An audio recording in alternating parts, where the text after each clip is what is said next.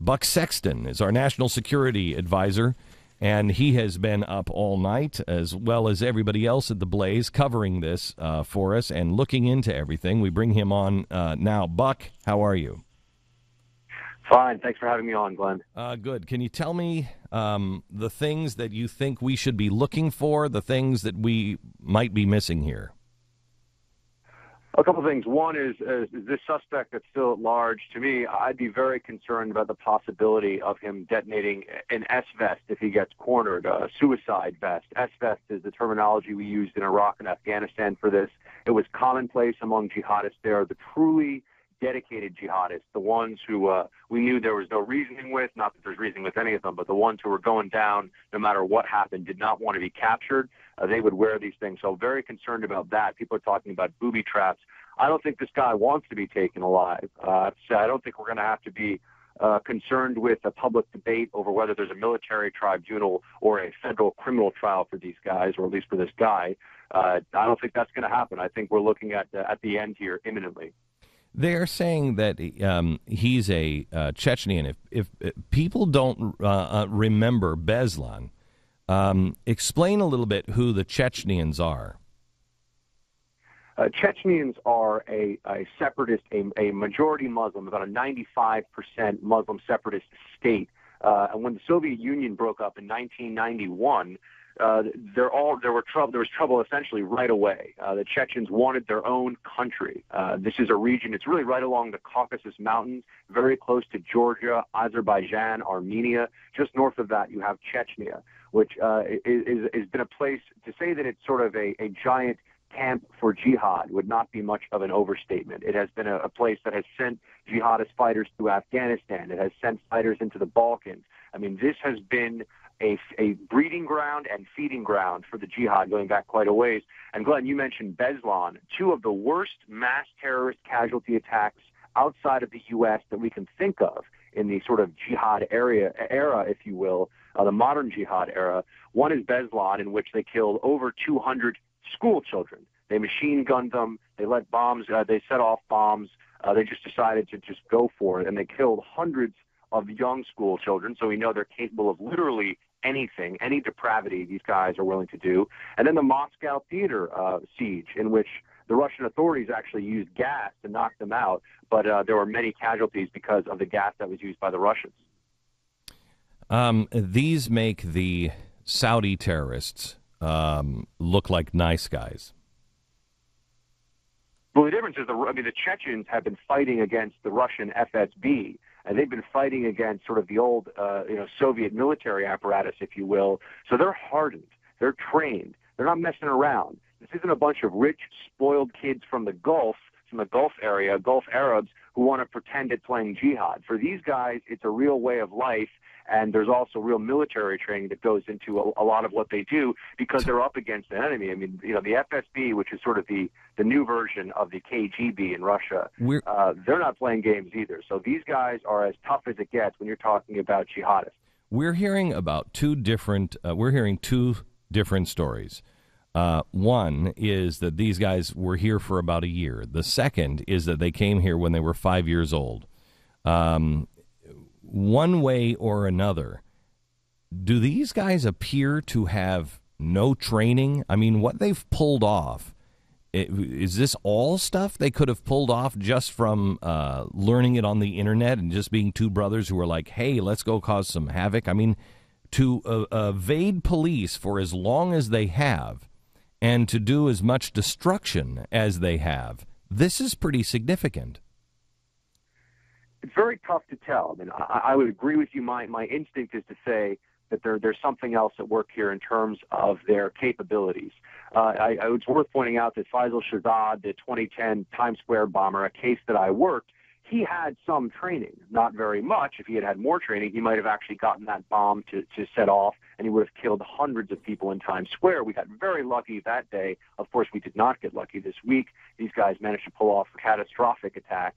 I think that it's possible, Glenn, that they could have essentially self-taught. It's certainly possible that they further radicalized. Whether they came here a year ago or 10 years ago, it's not uncommon in these cases for individuals in this country to begin to identify with the home country and to become jihadists based upon the writing that the reading that they do, the videos they can see on YouTube. There was a case that also was stopped before it could go operational a couple of years back, involving the Duka brothers. They were Albanian Muslims, and they wanted to attack Fort Dix and kill as many U.S. servicemen and servicewomen as they could. We stopped that before they could pull it off.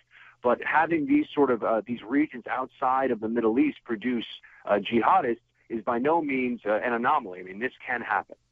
Okay, can you give me a couple of highlights of the things that you are looking for today as we are watching and covering?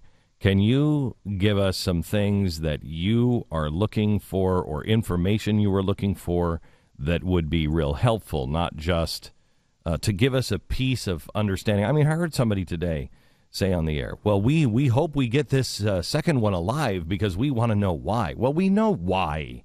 They're jihadists. We know why they did this. What are the things that you are looking for today that we should look for in events?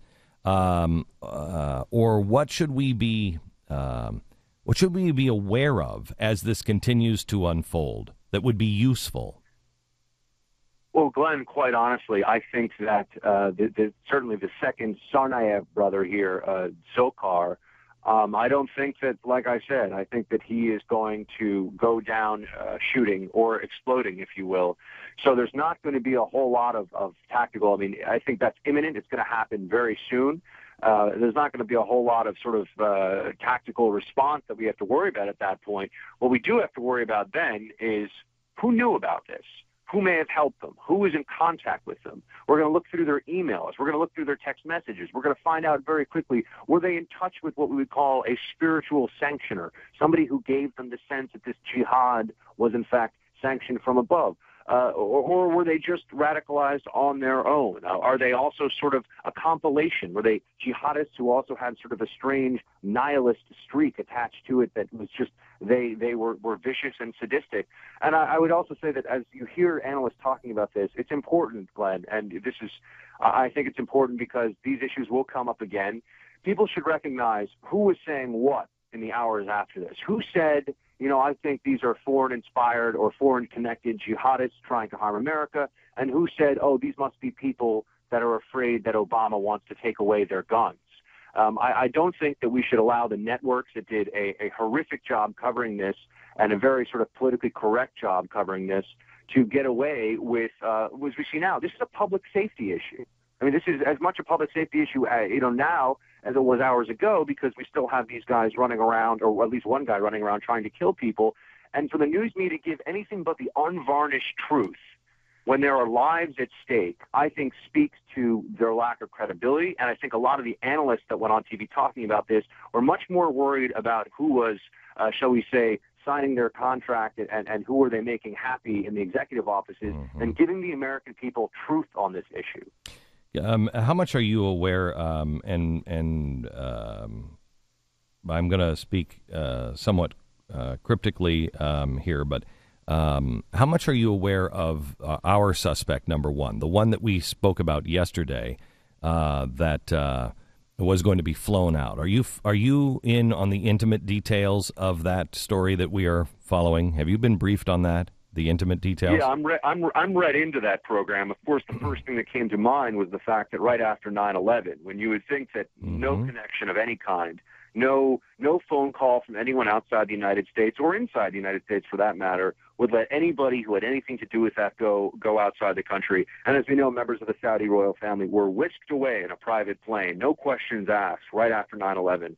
Which is a disgrace. And by the way, the guy who talked about it as a disgrace in Michael Moore's ridiculous, horrific, and false movie was one of the people that I believe actually had to sign off on that. So holy cow. It's not beyond the realm of possibility in any sense, Glenn, that somebody like that would be able to get outside the country because it's happened. And when it's occurred before, we know it can occur again. So let me ask you, without getting into details of who this guy is yet, can you tell me, do you believe this was a coincidence that he happened to be standing right there by the bomb? Was he possibly the control? Was this sanctioned? Is there a possibility this was sanctioned by Saudi Arabia, or was this unsanctioned by them? Or what do you think? How is this guy connected? Because he's clearly connected, or lightning struck 100 times to be able to bring this guy at ground zero. You know, Glenn, one thing I've always promised to you and promised to everybody that listens to and reads The Blaze, when I don't know, I'll say I don't know. And in this case, it's not I don't know because I can't imagine what the connections are. There are so many possibilities, Glenn, and we have so little information really on what those connections may be that I could sit here with you for some time and come up with completely plausible connections. All right. So I'm still looking at it as closely as I can, but let me hang on. Is to understate it. Okay. So I've only got about 10 seconds left. So let me just get a yes or no on this. Do you believe that he was there just by happenstance? Is that very likely? Glenn, I don't know. Okay. All right. Okay. That's the best all right. I don't know. Okay. Buck, we'll talk again probably later on today. Thanks for all your hard work and keep it up.